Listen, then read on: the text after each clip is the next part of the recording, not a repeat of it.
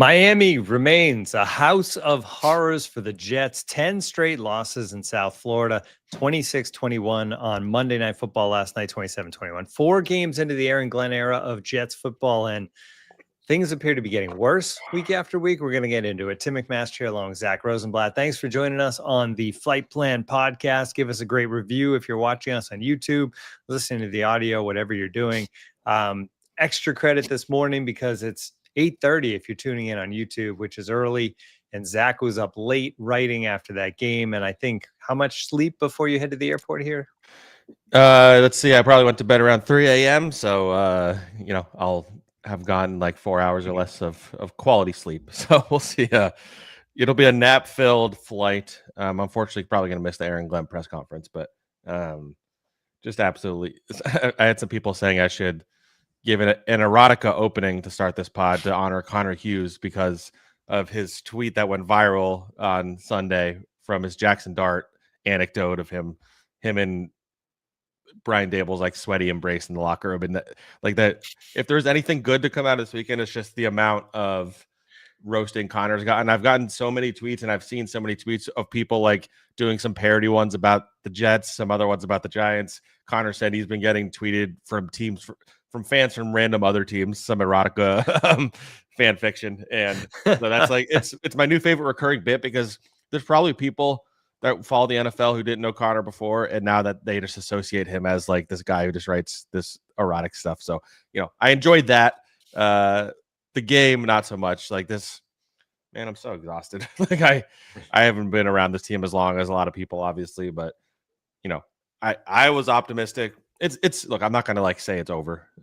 This is a team that's outmanned. Like the roster is not good, clearly, especially on defense, but they've not been well coached. They've played terribly. All the same exact mistakes that we dealt with last year are happening again. And it's just, I'm not going to say the usual phrase, but I'll just say like, it feels like Groundhog Day. And every week, you and I were excited about doing the pods this season. Like I felt like we were getting into a pretty good groove. We loved being on Badlands. I was being positive. Fans were liking me for a moment. And the Jets are ruining it again. So, hopefully there's brighter days than this because this is pretty dark. But I don't feel great about, and we'll get into this a little bit today, more on the later in the week pod. I don't feel good about the upcoming slate. Like I don't know when they get the first win, frankly. So yeah, I mean this was the one, right? Yeah, it was a must win. Like we talked about it, and they put up a stinker. Like they.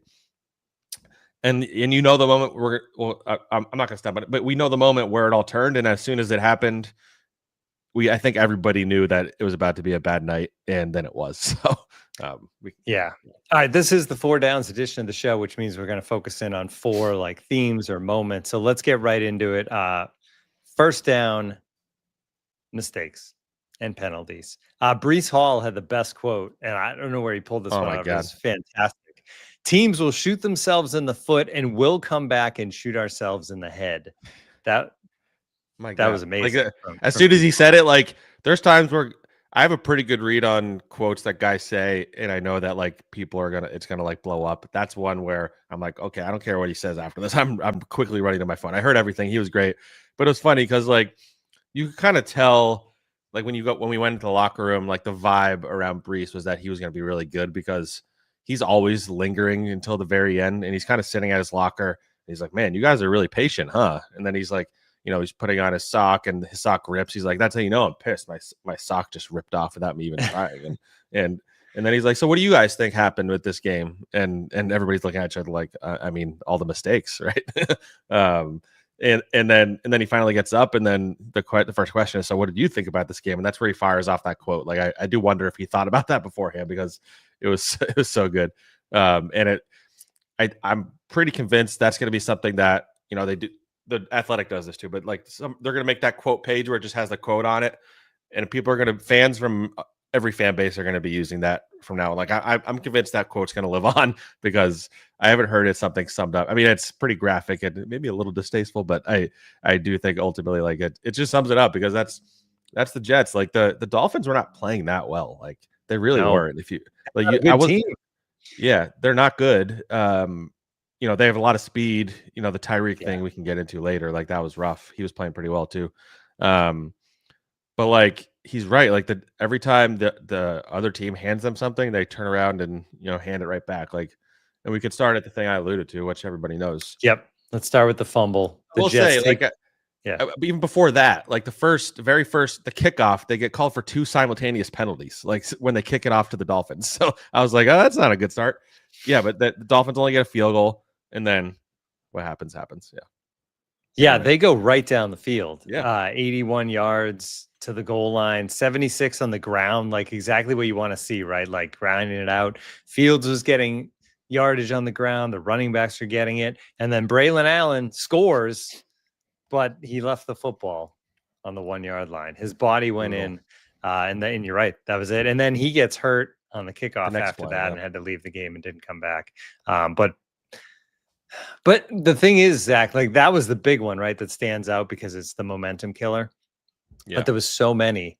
And the other one I'll point to is they get to 10-3, right? Nick Folk drills 58. Who knew we still had that in him? Unbelievable. God. And you can tell there's like this little bit of momentum.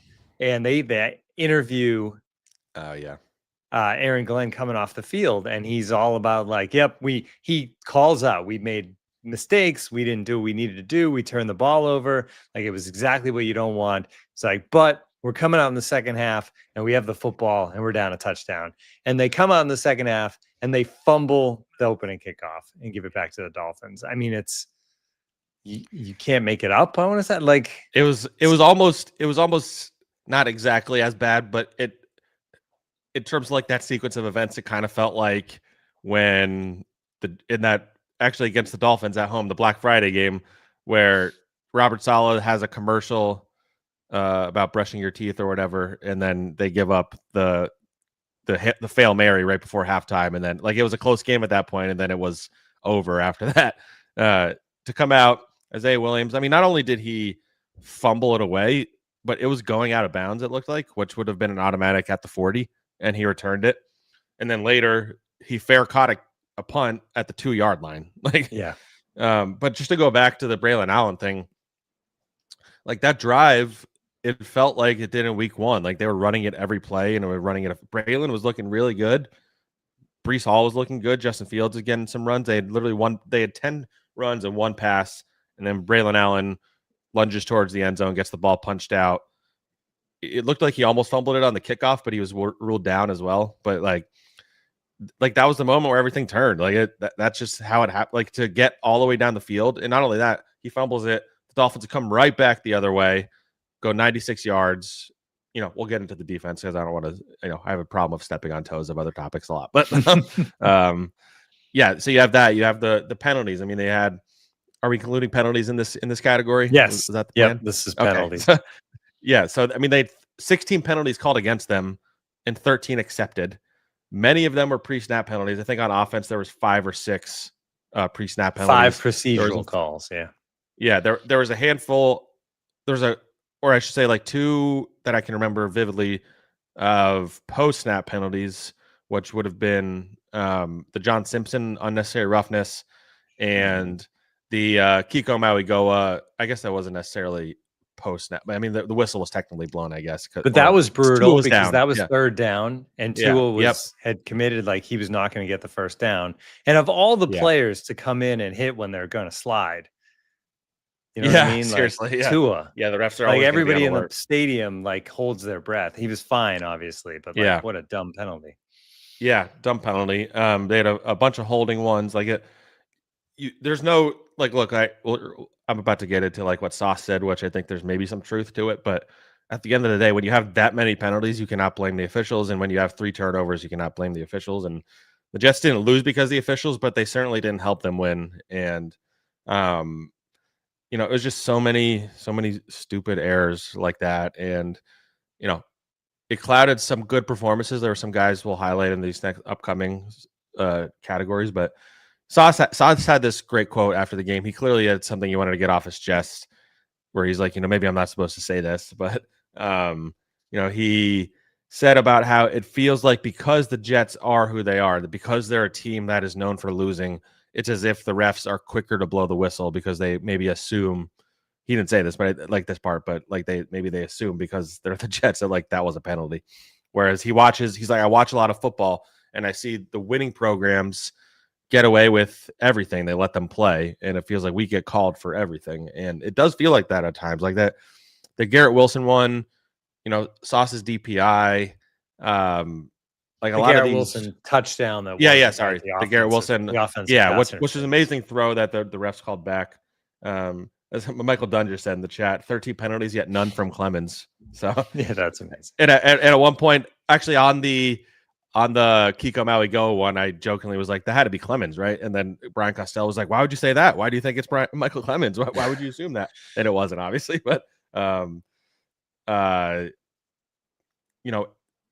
but for Aaron Glenn to spend all offseason Jake Asman just said the Jets are undisciplined, sloppy, and never look ready to play. These are the very problems that you promised to be solved, and they only got worse. I was literally about to talk about that. They spent all offseason working on tackling. They spent all offseason with officials at training camp, which they didn't have last year because Woody didn't want to pay them. They spent all offseason saying that we are not going to be the same old Jets. They spent all offseason, Aaron Glenn making it clear that, like, if you contribute to losing, you will not be on the field. He said that after week 1. Xavier Gibson's cut 2 days later. They come out this week, and those problems have only gotten worse. Like, that's kind of the point I made in my story. It's like a lot of Aaron Glenn was not going to fix everything overnight. There's going to be, holes that pop up in this leaky ship throughout the season that he's going to have to try and cover up. But all the things that he was supposed to improve have not gotten better.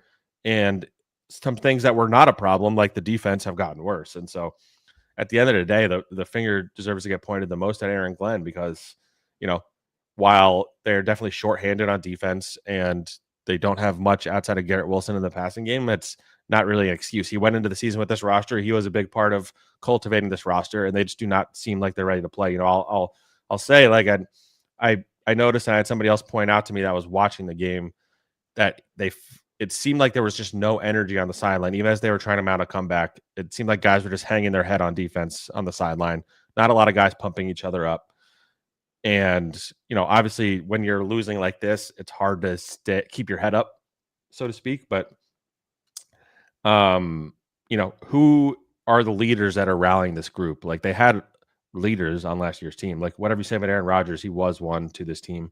We can argue about like what kind of leader he was in the low moments, but I think he was always somebody who's going to try and rally the guys. CJ Mosley, Morgan Moses, like who are those guys on this team? Like, it's a lot of young captains they have. Jamie and Sherwood is supposed to be a leader, and Quinn Williams and Garrett Wilson, and I just don't see them rallying the troops.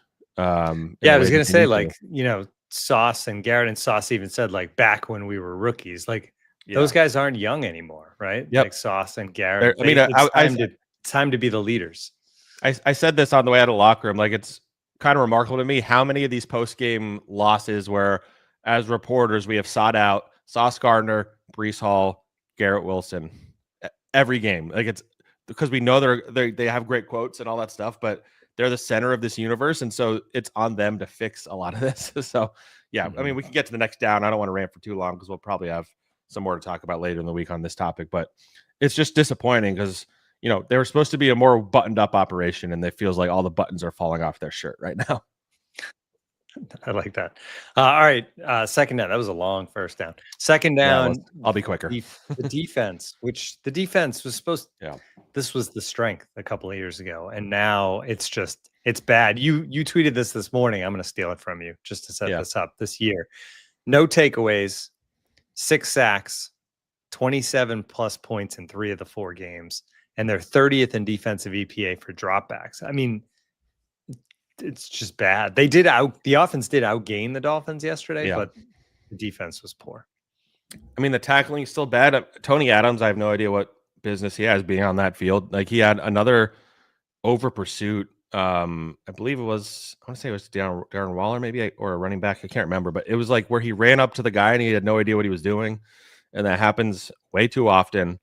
And, this defense, the tackling is poor, the coverage is inconsistent. Sauce is frankly not having a good year. Like, he can make excuses with the penalties, but he has not been good these last 2 games, and it's jarring. And Brandon Stevens, to his credit, made some plays. He did have a pass breakup. He made a good tackle.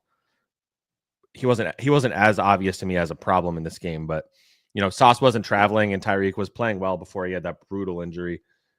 And I think the biggest concern for me is this defense led by Steve Wilkes, and he does call the plays. I'm curious to see if that's top of conversation today and this week. It probably should be, but they do not adjust like that. The Dolphins had their naked boot worked at least 3 times, I believe, where guys were rolling wide open. Darren Waller retired to be a rapper. This was his first game, and he looked. I mentioned Darren Waller just real quick. I mentioned Darren Waller in the preview last week. Yeah, I know you mentioned in the preview, but Waller is just the fact that Waller, of all people, is the one to get 2 touchdowns against this team in a game that they had to win is just absolutely embarrassing at the end of the day. And the penalties, a lot of them were on the defense.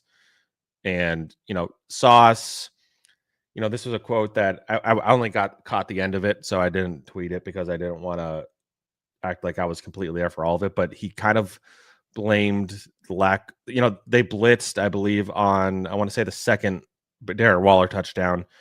And Sauce said that the blitz was supposed to get home. It was cover 0. It didn't get home. And so he was left, I guess, on an island with Darren Waller, and he was wide open on the second one. But, these are things that are inexcusable at the end of the day. You knew that the Dolphins were going to attack. There you are, Tim. He knew the Dolphins were going to attack the linebackers. Kiko Maui was starting. I don't think he was great. The safeties were not good in coverage. And, this is a group that's just not getting better. And so Steve Wilkes, and it looks like somebody had a comment about Steve Wilkes we can get to. I guess we can hit that now just while we're on the topic. Yeah.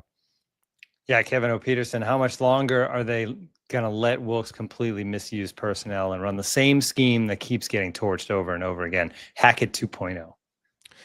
Yeah, it's been bad. Like, look, the personnel, like I said, they're depleted. Their defensive line still missing Jermaine. I mean, by the time Jermaine gets back, are they going to be 0-5, 0-6?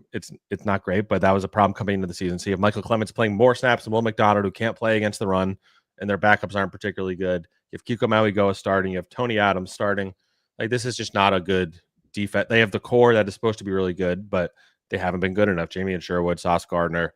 Quinnen's been pretty good, not like dominant, like consistently play to play. And so, the defense is absolutely alarming and jarring, and the blitz has been ineffective, and they're just not adjusting to what the offense is doing. And Steve Wilkes has frankly been outcoached. So I'm curious to see if Aaron Glenn gets more involved with the play calling in the coming weeks. All right, 3rd down. Look at the offense. Justin Fields, kind of report card here. 20 of 27, 226 yards and a touchdown. A lot of that was late in the game and some garbage time as far as the throwing the ball. Rushing the ball, 7 carries, 81 yards, and a spectacular touchdown. We could probably talk about that play call, though, because I don't think it was a very good play call. It was 4th and 1, and they tried to get cute, and it got blown up by the Dolphins. Yeah. But Justin Fields was just that good. I think he made like 6 Dolphins miss in the backfield and then just took off. That was an awesome play by him alone. Overall, they outgained the Dolphins. We mentioned it 404 to 300. The other thing I'll mention about the offense is Mason Taylor. Yeah, I wanted to mention him. Yeah. Yeah, consistently like an outlet, a weapon, when he could stay on his feet. But he looked pretty good. He seems to be getting healthy. He did. It was cool for him going back to Miami. His whole family was there. I don't know if the Dolphins did this to troll him, but they had Jason Taylor and his uncle Zach Thomas being the honorary captains for the Dolphins while their family member is on the other sideline. But really good game for him. Highly encouraging. Garrett Wilson had some really great plays. But to the Fields point, the problem with this offense, and at the end of the day, his passing stats looked better, but a lot of it was in garbage time when the Dolphins kind of took their foot off the gas, as this happens when you have a blowout. And so he put up over 200 passing yards, but the passing game is just not a threat. Like, you can run the ball all you want, but when you fall behind 10-0, and when you fall behind as big as they were falling back, you can't run the ball every play anymore. So when you turn the ball over, you need to pass the ball. And so this team is very one-dimensional. We talked about it before the season, like how are they going to be able to handle it when they are behind? And they were better in this game. And Fields, like broadly, was like solid. Like I don't think he was terrible. He had some really bad misses for sure, but we probably got what we were looking for. This was which is like the best ever Fields week 1, the worst ever Fields week 2, and this was like solid. This was regular Fields. Yeah, this was like Fields. This is like you can win with Fields playing this way broadly if everybody else around him plays well. But that's kind of like the Fields experience. The offensive line was better. I don't think Fields was hit that much, other than that the play he ran was like pretty close to being a sack. He did fumble it. I need to point that out. The drive after Braylon Allen, it was on 4th down, and he got sacked and lost the ball. It was like a really bad fumble. They had 3 fumbles in this game. They keep putting the ball on the ground. They're not forced turnovers, so this is not like a winning formula. But the offense, it's still like the offense isn't as big of a problem as the defense, which is not something we've experienced since we started this podcast together. So Tanner, I thought, was up and down. He had his moments. The running game was like really, really effective. Like Breece Hall he looked like he did in week 1. I do wonder what they do at running back, because I assume that Braylon was ruled out right away with his knee injury. Yeah. And so which is never a good sign. I saw, some of the Twitter doctors speculating like sprained MCL or something. So that's maybe not as bad as an ACL, obviously, but would mean he's going to miss probably a couple weeks at least. And so then you only have Breece and Isaiah Davis on the active roster at running back for a team that's going to run the ball every play. And so I don't know. They have like a running back or 2 on the practice squad. I don't know if Lawrence Toafili is someone you want to be playing meaningful snaps. So I'm curious what they do at running back. But yeah, the offense, I didn't come out of that feeling terrible about the offense. Just their passing game is just non-existent. And the other wide receivers, I don't know if Josh Reynolds had a catch. He was back. Tyler Johnson was the healthy scratch. Alan Lazard started. He had like a catch. But it's just not that talented of a group. The O-line was pretty good in the running game. I don't know. I don't have a lot to say about the offense, but Mason Taylor is definitely someone you can come out of that game feeling encouraged by, for sure. Brian Sternbeck in the chat threw this out. Tyler Johnson, the wide receiver 2, on pace for 268 yards, was his healthy scratch. Lazard on pace for 89 yards. Meanwhile, Garrett on pace for 1,300 yards. Garrett's been good. Yeah. He's been really good. I think the play last week where he didn't come back for the ball on the pick was not a great one, but yeah, he's going to produce. He always does even when there's bad quarterback play, and this is probably better quarterback play than he's had, honestly. Maybe Rodgers was better last year, I guess, broadly, but them two didn't have a great relationship. But yeah, not great. 4th down. Where did we end up landing? I think we were going to do injuries. Yeah, we can. I guess I already said Braylon Allen. We mentioned Braylon, but we throw Michael Carter. Yeah, Michael Carter II, who I didn't mention the defense before his concussion, or he was evaluated for a concussion, then ruled out with one. So, usually when that happens in the middle of a game, they don't play the next week. But before he got hurt, he was not playing well. Like he got beat pretty bad early in the game. I think it was on a pick play. He struggled with tackling. Like he just doesn't seem like the same player since he suffered all these injuries last year. And it's unfortunate because I thought he was one of, if not the best nickel corners in the NFL. And now it feels like he's headed towards being let go this next offseason, or, I don't know if they would trade him or what, if the season gets really out of hand, because there might be a team that thinks he's good enough to play for them, but he hasn't been good enough. And so I can envision a near future whenever Jarvis Brownlee gets healthy where he's their new nickel corner. And, that we kind of had that feeling when they traded for him, but now especially if, I don't know if Jarvis is going to be ready yet. He's week to week, but whenever he's back, see what you have in him. He's young. I don't know what Michael Carter is going to offer you at this point, unless I don't know, maybe you move Michael Carter to safety because he was a safety coming out of college. Maybe that's a move to make to try something different. But those are two injuries that are concerning. Jermaine Johnson still week to week. We haven't talked to him in a while. We haven't seen him. Jarvis Brownlee hurt. Otherwise, they were pretty healthy coming into this game. They did lose Quincy Williams, obviously, to the IR, and so they're pretty beat up at linebacker. And but you can't. There's no excuses. Like this was supposed to be a team and a coach that can overcome that sort of thing, and he hasn't. And so, it's I'm curious to see if Jarvis Brownlee can't go next week and Michael Carter can't go, like what they do at nickel, because Isaiah Oliver has looked pretty poor as well. Like I think he's been, just for a depth guy, it's hard to have high expectations. I think he's been pretty disappointing. Malachi Moore got some snaps in the nickel. I don't know corner-wise who they have that you can trust there necessarily. So they're in a kind of tough spot if Brownlee can't go. And you're going against a Cowboys team next week that has really lit it up on offense, really, really well. And the Jets have not stopped. I mean, you're going to have to win a shootout, and I don't think the Jets are capable. That's the thing. Like against teams like the Cowboys with bad defenses, that would require the Jets to win a shootout. And I don't know if it's hard to have a shootout when you run the ball so much. Right. And so that's why I guess that would be the approach. Keep the Cowboys off the field. We'll get into that later in the week. Yeah, exactly. Yeah. But, going forward, like I said, I think there's a legit chance this team is 0-6 coming out of London. And, a lot of times you look at the schedule like, oh, you have this bad team. But as I say, and I'm not the first one, other teams are looking at the Jets as an easy win. They're 0-4. They're one of only 3 teams that are 0-4. Aaron Glenn is only the third first-year Jets coach in team history to start 0-4. If he goes 0-5, he'd be the first one in team history to do that. Like this is supposed to be different, and it's getting worse. And Aaron Glenn deserves a finger pointed at him. Like I think I got a lot of crap after week 2 when they were an absolute disaster, and kind of the way I phrased some things in that story where I said, time runs out pretty quick for coaches here was my point. And you can't lose this much and not expect to have some fingers pointed at you. And so I will say, and I said I'm not going to do this every presser. I do want to say he was really good in that press conference last night. He came out we heard him yelling in the locker room from the press conference room. And so we all kind of were like, well, they better give him a couple of minutes to cool down. And literally as we're saying that, he's coming up to the podium and he was perfectly calm. He wasn't contentious. He only said, I got to watch the tape once, but he still gave it as part of an answer. And I thought he was really good. So that doesn't mean much, but I think it's notable. Like he's learning clearly about how to deal with losing, and he might have to keep learning how to deal with it because it seems like there's going to. I was going to say that's not necessarily a good thing, but I know. All right.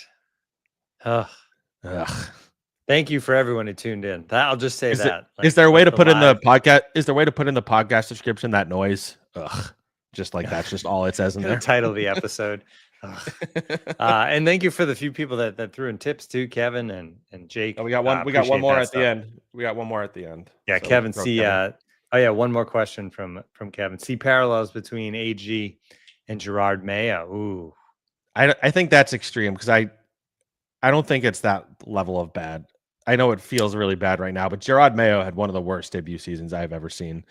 And even though the Jets are 0-4, and I think the Patriots won in week 1 last year, like I feel better about the Jets going forward with Aaron Glenn than I think you could have felt about either of those guys. So I don't think it's quite like that. Yeah, Mayo was. I mean, there are similarities in the sense that like Mayo was a former player, defensive captain for the team, and all that stuff. But like, yeah, it was really bad with Mayo in New England to the point where they pulled the plug after 1 year. That's not going to happen here. I mean, we can get into that at some point, but like, I wonder how bad it would have to be for Aaron Glenn to not return next year. I don't think there's a world where that. No, there's zero chance. He'll be back. And maybe Mayo would have been if it wasn't for Mike Vrabel, who, by the way, like final note here, Patriots looked very good. They look good over the weekend. So you have like the Bills are the best team in the AFC. It looks pretty clearly right now. We'll see what happens. Yeah. The Patriots have improved, right? They're 2-2 right now. And then the Dolphins are bad, but showed last night they're better than the Jets. We thought they might be the second best team in this division, and they're pretty clearly 4th right now. I mean, the Jets might have saved Mike McDaniel's job, honestly. So yeah, all the power to them. Yeah. All right, that's going to do it for us. We'll be back later in the week to get you ready for that Cowboys game, which should be a wild one with the way the Cowboys are playing. It should be hopefully fun. Like the Cowboys games this year have just been fun. Yeah. Like lots of points both ways. They don't play defense. They play a lot of offense. So maybe we can at least have something like that. It's going to be a sparse crowd, I would guess. Yeah. All right, Zach, safe travels back to the Northeast. You're done with your Florida travel for the year. Congratulations. No, I'm not. They go to Jacksonville, actually. So. Oh, right. Wow. Three Florida trips. And all Yeah. in the warm weather. You think well, no, Jacksonville's late, No, that's right? the At least December. you'll get Yeah. that. At least you'll get that one. Yeah. All Yeah. right. Thanks, everybody. We'll talk to everybody soon on the Flight Plan Podcast.